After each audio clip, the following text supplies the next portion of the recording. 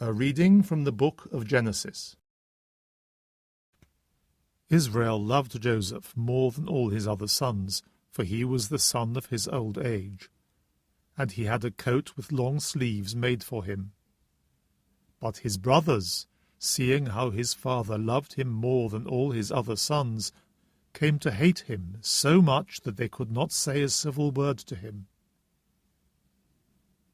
His brothers went to pasture their father's flock at Shechem.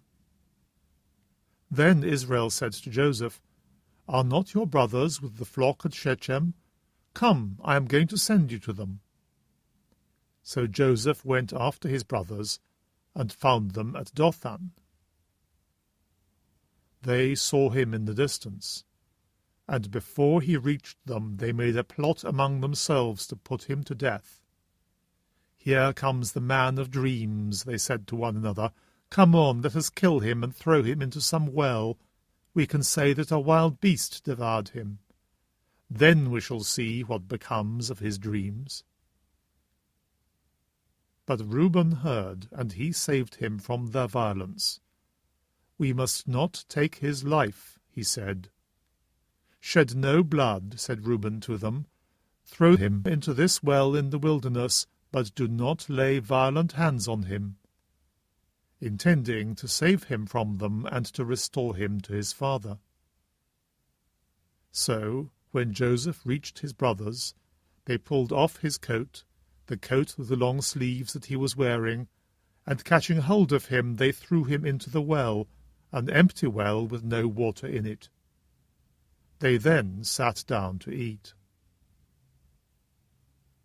Looking up, they saw a group of Ishmaelites who were coming from Gilead, their camels laden with gum tragacanth, balsam, and resin, which they were taking down into Egypt. Then Judah said to his brothers, "What do we gain by killing our brother and covering up his blood? Come, let us sell him to the Ishmaelites, but let us not do any harm to him. After all, he is our brother and our own flesh." His brothers agreed. Now some Midianite merchants were passing, and they drew Joseph up out of the well. They sold Joseph to the Ishmaelites for 20 silver pieces, and these men took Joseph to Egypt. The word of the Lord.